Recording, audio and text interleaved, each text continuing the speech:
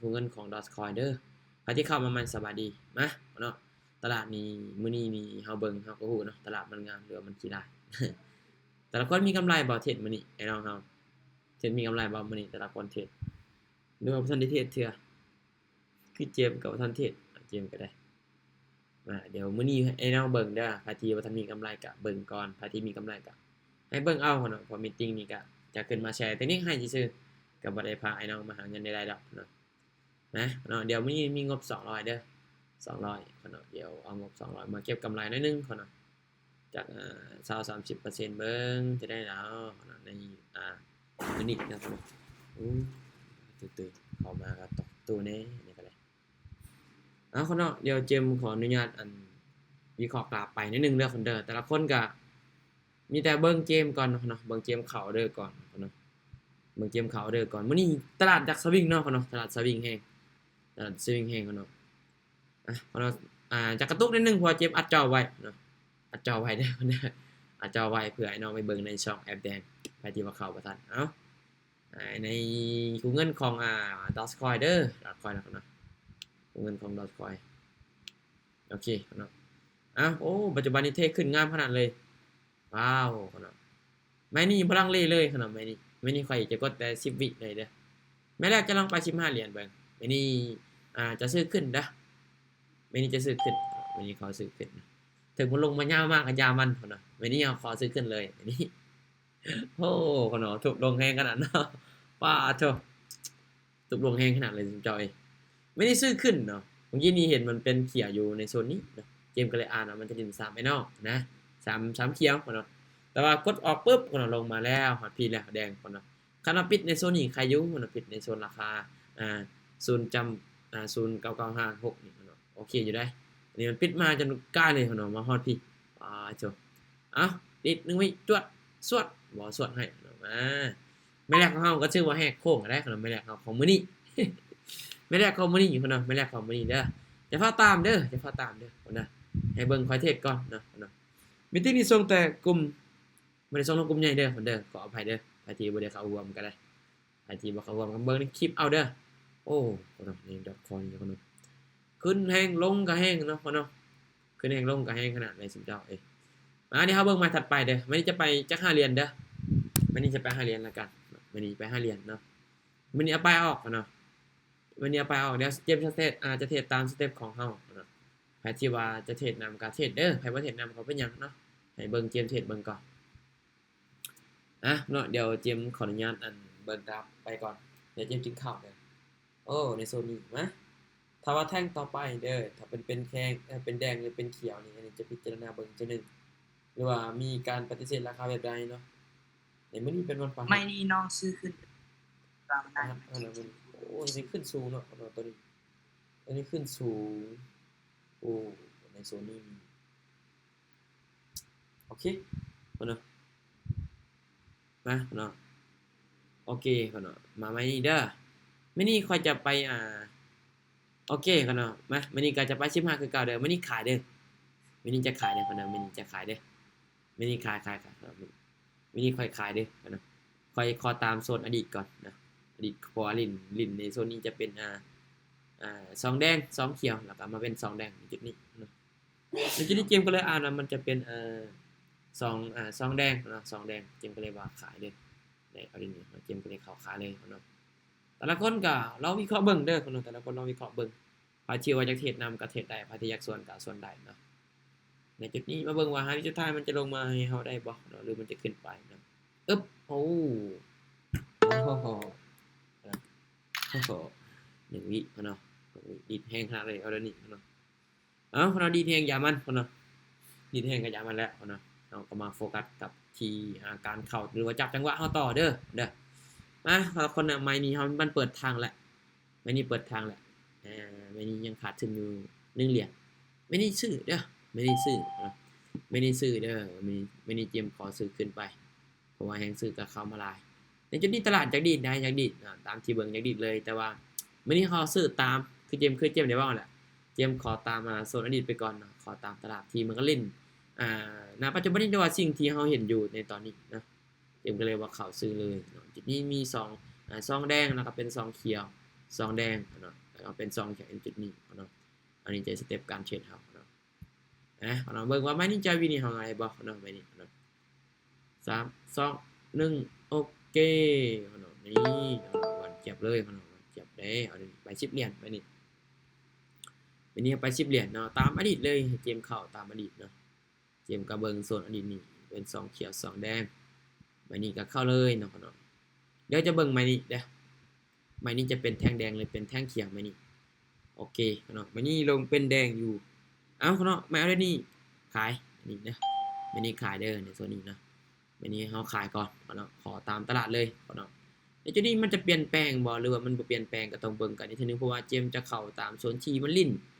คือสิ่งที่ว่าเฮาแนมเห็นอยู่ในตอนนี้นะเฮาแนมเห็นว่ามันกำลังลิ้นมันก็บ่งบอกว่าไปจุดนี้ไปหาจุดนี้เด้อ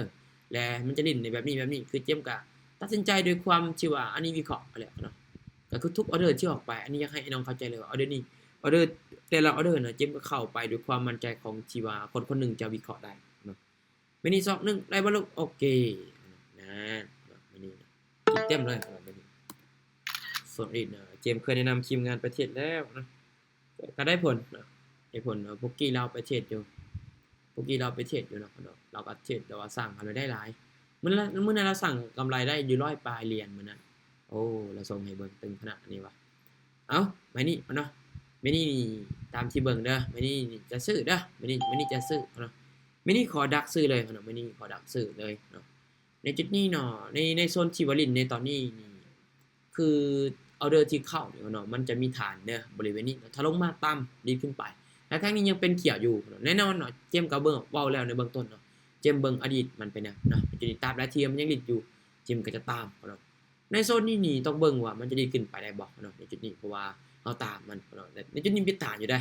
มา5สุดท้ายลูก5สุดท้ายกันไปได้บ่ลูก3 2 1แฮกอีกเอาแฮก2 1โอเคเห็นบ่เนาะเห็นบ่เฮ็ดตามโซนอดีตทุกคนเนาะงามง่ายๆเนาะโชว์กินเต็มเนาะทุกออเดอร์ที่เข้าเนาะก็มีความมั่นใจตามที่ว่าเฮาวิเคราะห์อยู่แล้วเด้อไอ้น้องต้องเข้าใจไปพร้อมกันเด้อของลิ้นมันเป็น2เขียว2แดงนี่จุดนี้จะเปลี่ยนแปลงละจุดนี้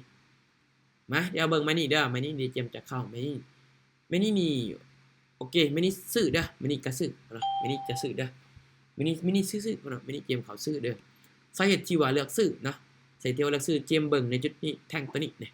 แท่งที่ว่ามันลิ้นมาเมื่อกี้นี่เนาะนี่จุดนี้เนาะอุ้ยเนาะนี่แท่งเขียวนี่เนาะแท่งเขียวตัวนี้เนาะมันจะมีแฮงขายนอนตัดทวิตเนาะกดลงมายาวเติบแล้วพอมันมีแฮงซื้อดันราคาขึ้นไปส่งท้ายเนาะแสดงว่าในจุดนี้นี่ชัดเจนแล้วเริ่มเปลี่ยนแปลงแล้วเนาะแล้วก็แท่งนี้ก็มาคอนเฟิร์มอีกเนาะจุดนี้ก็เจมก็เลยว่าเข้าซื้อเนาะวันนี้พี่ลูก3 2 1โอเคเนาะนี่บัดเจ็บเนาะนี่งามเลยเนาะคนเอาไปที่ว่าเช็ดน้ำก็น่าจะบ่ได้เงินไปนำเด้อเนาะบ่ได้เงินไปนำน่าจะมีกำไรแล้วเนาะ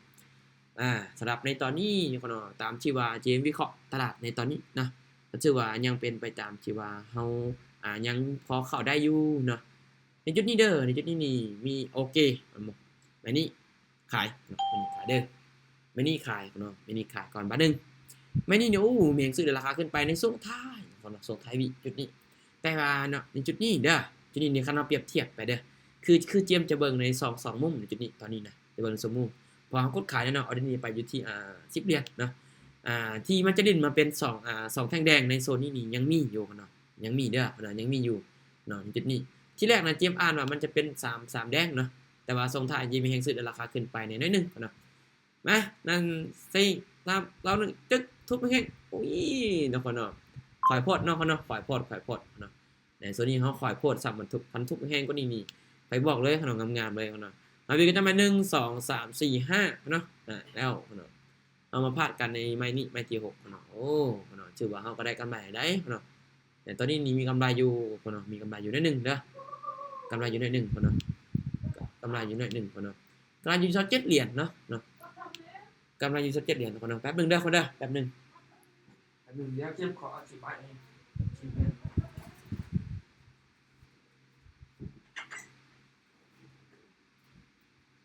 เนาะเมื่อกี้นี่ตลาดเมื่อกี้นี่เจมเข้าในช่วงท้ายๆกะมันก็มีการเปลี่ยนแปลงแน่เนาะในตลาดในช่วงที่ว่าเฮาเข้าอยู่ เอ้าคนเนาะไปที่ว่าเข้ามาทักทายกันเด้อไปที่ยังจือกันอยู่ติแต่ละคน โอเคคนเนาะเดี๋ยวเฮาเข้าไม่นี่เด้อเดี๋ยวเข้าไม่นี่เนาะตอนนี้เทรดนี้กูเงินของ Dogecoin เด้อคนเนาะเบิ่งเอาเด้อคนเนาะว่าเฮาวิเคราะห์กันจังใดซึ่งในตอนนี้มีกำไรอยู่ที่27เหรียญเนาะกำไรอยู่ที่7เหรียญเด้อในตอนนี้คนเนาะโอเคเดี๋ยวเฮาเข้ากันคนเนาะเฮาเข้ากันเนาะมานี่เดี๋ยวเบิ่งเด้อถ้าเป็นแดงจุดนี้เนาะถ้าเป็นแดงนี่จะขอตามตัวนี้เด้อถ้าเป็นแดงเด้อจะขอตามนี่โอเคเนาะมานี่เป็นแดงบ่ลูกโอเคในจุดนี้เป็นแดงเด้อจุดนี้นี่ขายเนาะมานี่ขายเด้อมานี่เจมขายเด้อมานี่เนาะเป็นแดงเจมก็เลยเอานะมันจะดิ่นคือตัวนี้นะนี่ตัวนี้เนาะนี่ในโซนนี้เนาะจะเป็น4แท่งเนาะ4แท่งแดงเลยในจุดนี้จะเป็น4แท่งแดงเลยเนาะในโซนนี้ในจุดนี้เป็น4แท่งแดงเจมก็เลยว่าขายลงมาเลยในจุดนี้เด้อโอ้แต่ว่าแห้งขายนี่กดลงมานะกดลงมาอยู่ในแท่งตัวนี้กดลงมาอยู่เพราะว่าในโซนนี้เด้มันเคยมีคนที่ว่าทาขายอยู่แล้วในจุดนี้ก็เลยว่าเข้าตามโซนอดีตเลยเนาะในจุดนี้มาลูกในโซนนี้เป็นแดงเลย1 3 2 1โอเคเนาะนี่เนาะการวิเคราะห์ของเราเลยเนาะการที่เขาค่อยกับบริวิเคราะห์ยังหลายเนาะข้อแค่ถ้าว่าพวกเจ้าเข้าใจเกี่ยวกับแท่งเทียนหลายกว่านี้เนาะพวกอินดิเคเตอร์นี่ก็จะว่าจะช่วยได้แต่บ่100%ถ้าว่าเฮามาเพิ่มเติมกับแท่งเทียนเฮาก็จะมีการคัดชื่อว่าเนาะเปอร์เซ็นต์ที่ว่าจะวินนี่ก็มีหลายอยู่แล้วเนาะอันนี้จากว่าประสบการณ์เด้อที่อันนี้เทรดมาโอเคซื้อเนาะไม่นี่เด้อไม่นี่ขอซื้อแล้วกันไม่นี่เนาะไม่นี่ขอซื้อไม่นี่มีโซนฐานที่ว่าเป็นแนวนะครับเนาะในจุดนี้นะครับในจุดนี้เนาะในโซนนี้มีฐานที่ว่าเป็นนะครับแต่มันก็ลงมางานอยู่ลงมางานแต่ว่าไม่นี่เฮาซื้อขึ้นไปเนาะซื้อขึ้นไปเลยในจุดนี้เนาะในโซนนี้นี่คันเว้าเนาะเปรียบเทียบในแท่งตัวนี้เนาะนี่แท่งตัวนี้นี่เนาะในแท่งตัวนี้นี่มันจะเป็นคือโซนนี้แหละเนาะเดี๋ยวเบิ่งในโซน5อีกเนาะ2อีกพอมีฐานอยู่ด้านลบนี่จังซี่นี่แม่นแท้ๆแล้วนั่นบอกแล้วโอเคเห็นบ่เนาะงามเลยเนาะไอ้น้องเอ้ยคือจุดนี้เลยเนาะคือในโซนที่ว่าเจมส์ว่าไปเมื่อกี้นี้เลยเนาะนี่ในโซนตัวนี้เดี๋ยวให้เบิ่งโซนได้แล้วเนาะเดี๋ยวเบิ่งโซนที่ว่าเจมส์ชี้ลูกศรไว้นี่นะเนาะแต่ละคนก็น่าจะเห็นอยู่นี่โซนนี้เนาะโซนนี้ชื่อว่างามๆเลยเนาะเนาะเราเข้าตามโซนนี้นี่โซนนี้โซนที่ว่าเจมส์ชี้ลูกศรขึ้นไปนี่เอ้าเนาะไม่นี่ชื่อว่ามียังขายกดราคาลงมาไม่นี่โอเคโอ้บ่ทันแล้วเนาะบ่ทันแล้วสมเจ้า3วิบ่ทัน มันลิ้นซาโพดเว้ยมันลิ้นซาโพดบ่เข้าโอเคบ่เป็นหยังบ่เสียหายหยังเนาะเอาบ่เข้าเฮาก็บ่ได้เสียหายหยังอันนี้เฮาเบิ่งกันเนาะตลาดในตอนนี้นี่ก็ถือว่ายังถือว่ายังเข้าได้อยู่นะครับเดี๋ยวไม่ได้ซื้อบ่มาเดี๋ยวมาดูนำกันว่ามันจะขึ้นไปให้โตได้บ่เด้อโซนี้พอมีฐานอยู่ด้านลุ่มแต่ว่าด้านถึงก็มีแฮงขายกดราคาลงมาอีกเนาะฝั่งใดฝั่งนี้ก็บ่ยอมอีกเนาะ3 2 1โอเคงามเนาะใครจะมาซื้อในโซนนี้นะเนาะขึ้นงามลงงามขนาดเลยสุดเจ้าเอ้ยจุดนี้นะในโซนนี้เนาะมันจะมีโซนนี้สับคาร์ลองอยู่นิดนึงในโซนนี้เนาะนี่สับคาร์ลองอยู่นิดนึงเนาะในโซนนี้เนาะจะแท่งเด้อ1 2 3 4แท่งตัวนี้1 2 3 4แท่งโอเคในโซนนี้เด้อในโซนนี้ตามได้ส่วนได้พ่อแม่พี่น้องเอ้ยไม่นี่ขายเดี๋ยวไม่นี่ขายก่อนไม่นี่ขายก่อนได้ไม่นี่เจมอ่านเนาะเจมอ่านในแท่งเทียนตัวนี้เนาะแท่งเทียนตัวนี้นี่เจมให้วินเลท 70% เด้อบ่ถึงกับว่า100เนาะไม่นี่จึงขายเพราะว่าต่ำกว่า70เจมจะบ่เข้าเด้อถ้าว่าเจ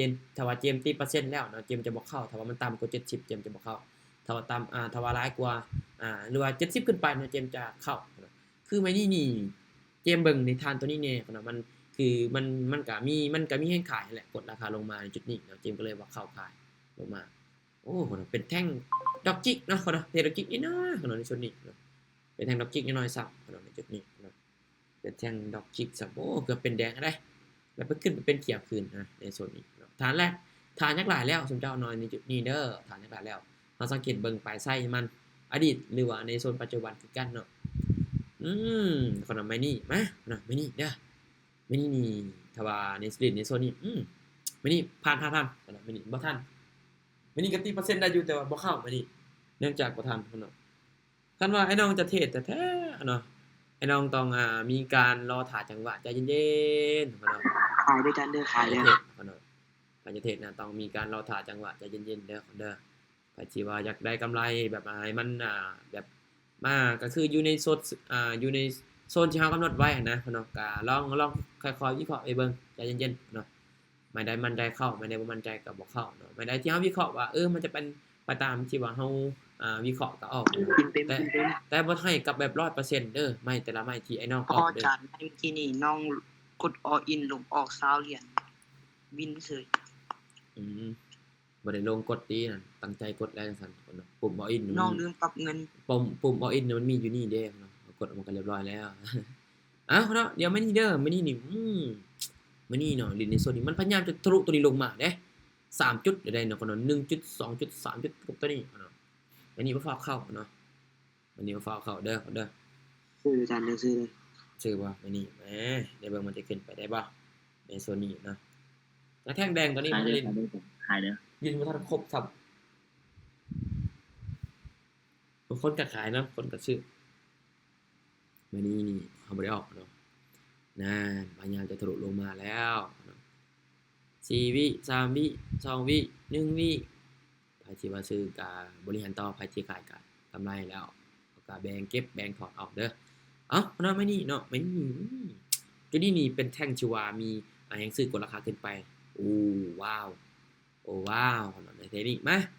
แล้วมื้อนี้นี่เกมขอเข้าเลยเนาะมื้อนี้เด้อมื้อนี้โอเคพอทำมื้อนี้มีจะซื้อเด้อมื้อนี้จะซื้อเนาะมื้อนี้เจียมซื้อเพราะว่าเจียมเข้าเนื่องจากเจียมเห็นตัวนี้นี่มันจะตบตาค่อยนะค่อยเบิ่งตลาดนี่ตอนนี้ค่อยก็คือค่อยวิเคราะห์เด้อทีนี้มื้อนี้เขาซื้อเพราะว่าเห็นตัวนี้มันลิ้นอยู่ที่เป็น2แดงแล้วก็เป็นเขียว1แล้วทีนี้มันเป็นอีก2แดงแน่นอนแท่งตัวนี้เจมส์ก็เลยว่ามันจะเป็นเขียวแน่นอนมันจะตบตาข่อยบ่ได้จะเฮ็ดข่อยบ่ได้ดอกก่อนมื้อนี้เขาซื้อมื้อนี้เขาซื้อเมื่อกี้นี่อยากขายได้แต่ว่าค่อยมาเบิ่งโซนอันนี้แม่นแท้ๆแล้วตัวนี้ก็เลยเลือกตามซื้อขึ้นไปเลยพุ่นเนาะมื้อนี้ว้าวพุ่นเนาะมื้อนี้งามๆเลยพุ่นเนาะขึ้นปานนี้พุ่นเนาะโอเคนี่พุ่นเนาะเห็นบ่เนาะก็ค่อยวิเคราะห์แล้วเฮาจะเห็น2โหว่หรือเห็น2วางในการทำกำไรแน่นอนพุ่นเนาะพุ่นเนาะปัจจุบันนี้เฮาก็มีกำไรอยู่ที่50เหรียญแล้วพุ่นเนาะปัจจุบันนี้มีกำไรอยู่50เหรียญแล้วโอเคพุ่นเนาะถ้าว่าเป็นไอ้น้องจะพอบ่ไอ้น้องลองถามตัวเองเบิ่งเด้อไผที่ว่ามีกำไรเท่านี้แล้วเนาะบ่อยากพอก็ลองถามตัวเองเบิ่งนั่นสนะหาออเดอร์ติดอีกพุ่นเนาะตึงเกินอีกแล้วพุ่นเนาะมื้อนี้โชมื้อนี้นี่ก็กำไรมา50เหรียญเนาะพุ่นเนาะไผที่ว่าตามก็น่าจะได้กำไรทุกไม้เนาะพุ่นเนาะทุกไม้ที่พลาดก็มันก็บ่ได้พลาดหลายได้เดี๋ยวค่อยเบิ่งก่อนค่อยพลาดจากไม้ค่อยพลาดเนี่ยพุ่นเนาะค่อยพลาดจากไม้เนาะในส่วนนี้1 2 3ไม้เนาะครับเนาะพลาด3ไม้เฮาวินกัน1 2 3 4 5 6 7 8ไม้เนาะ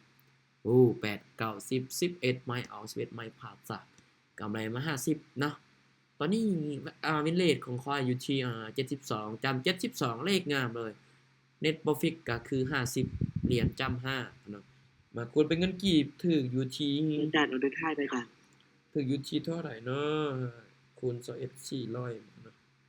1ล้านกับ80,000กีบกับ700เนาะนี่เนาะถือว่ากำไรมาหลายเติบแล้วเนาะสำหรับในการเทรดในรอบดึกเช่นกันนอนหลับแล้วเนาะสำนี้เนาะก็ถือว่าก็เข้าตลาดมาได้แล้วเนาะว้าตลาดงานโรงงานขนาดเลยในกราฟของ Dogecoin นี่เนาะมันจะเป็นกราฟที่แบบว่ามันก็สิเว้านึงทุกกราฟก็มันจะมีคันสิเว้ามันจะมีอันอิหยังก็จะเอิ้นว่าที่เด็ดของกราฟนั่นแหละเนาะทุกกราฟแต่ว่ามันก็ขึ้นอยู่ใน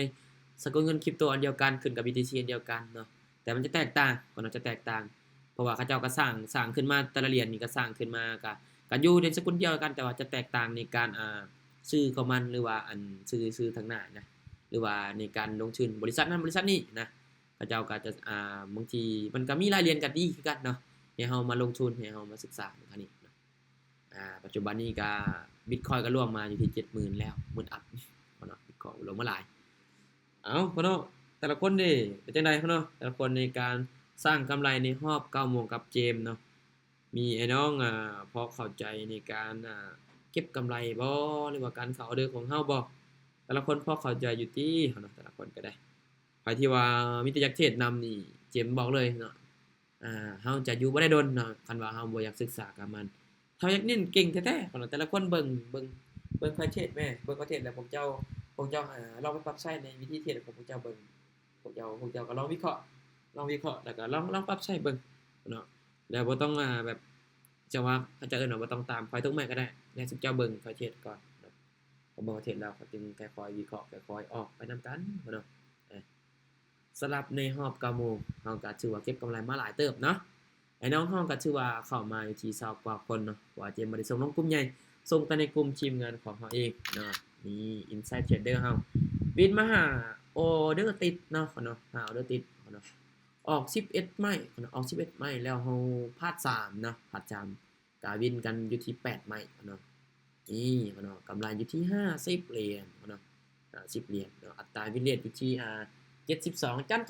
72 Net Profit ก็50จำ50เนาะนี่เนาะนี่เนาะก็เจอหวานเจี๊ยบแล้วเนาะเอาเนาะไอ้น้องเฮาก็หวังว่าแต่ละคนก็น่าจะได้กำไรเลยได้บทเรียนไปในหลายเนาะอันนี้สุดท้ายครับเปิดเด้อ เปิดกองขวัญคนเนาะลงท้ายเปิดกองขวัญนะคนเด้อคนเนาะเดี๋ยวเปิดกองขวัญเด้อเอาเด้อคนเนาะลงท้ายเด้อ1 2 3เกร็งออกมาลูกว้าวแบบ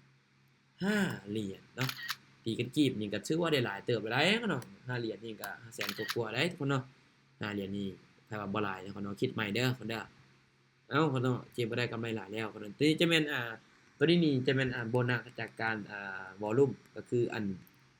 เทรดหลายเนาะเมื่อวานนี้เจมส์เทรดหลายนะกำไรมา500เลยเมื่อวานนี้เทรดหลายเนาะเนาะอันนี้เจมส์จะขอเปิดในส่วนท้ายๆพุ่นแหละจบมีตติ้งพุ่นเนาะเอ้าเนาะแต่ละคนก็น่าจะมีกำไรแหละเนาะเชิญสิว่าตามกันอาจจะบวกนั้นโอเคบ่ไอ้น้องเฮามื้อนี้นี่เข้าใจบ่แต่ละคนในการเข้าออเดอร์ของเฮาเพราะเจมส์ก็พยายามเน้นอธิบายอยู่แล้วนะไม่ได้บ่เข้าใจไม่ได้บ่มั่นใจก็บ่ออกบ่เข้าไม่ได้มั่นใจก็เข้าแล้วพร้อมอธิบายนำแต่ละคนบ่เข้าใจตัวใดก็สามารถถามขึ้นได้เด้อเด้อแต่ละคนพอเข้าใจก็ยินดีนำเนาะใครบ่เข้าใจก็ถามเลยมีหยังถามบ่ไอ้น้องเฮามื้อนี้เนาะถือว่าเจมส์ก็ภาพวิเคราะห์ตลาดมื้อนี้ก็ถือว่าก็ยังโอเคอยู่เนาะเพราะว่าตลาดนี้ยอมรับว่ามันทิ่มไปไสหลายเนาะไอ้น้องสังเกตเบิ่งเนาะไปไสนี่หลายแฮงเนาะยังบ่เข้าใจบ่เข้าใจบ่เข้าใจนี่ถามโลดหรือว่าไปเบิ่งในช่องแอปแอปแดงก็ได้เนาะไปเบิ่งในแอปแดงก็ได้เด้อคันว่าหาก็เข้ามาเด้อไปเบิ่งในแอปแดงก็ได้เนาะออก11ไม้เนาะพลาด3วิน8เนาะโอ้ไผที่ว่าบ่มีกำไรนี่ก็ยอมเลยคือกันเนาะไผที่ว่าสวนเนาะก็น่าจะบ่มีกำไรเอาเนาะไผที่ว่าเข้ามาช้าก็ไปเบิ่งในแอปแดงเด้อเดี๋ยวเจมส์จะส่งให้ในกลุ่มมื้ออื่นเนาะมื้ออื่นที่เจมส์จะปล่อยคลิปนี้ลงไปเอาเนาะแต่ละคนก็ขอบใจทุกคนที่ว่าเข้าร่วมในมื้อนี้หวังว่าแต่ละคนจะได้บทเรียนหลายปรับใช้ในการเทรดของตัวเองเด้อเดี๋ยวมื้ออื่นพบกับข้อยอีกคือเก่าเนาะในรอบ 8:00 นเช้าเด้อเจมส์ไปขึ้นตอน 8:00 นเช้า โดยโชคดีเด้ออ้าย โอเคคนเนาะบ๊ายบายเดี๋ยวเราพบกันเนาะ thank you คนเนาะบ๊ายบายเด้อ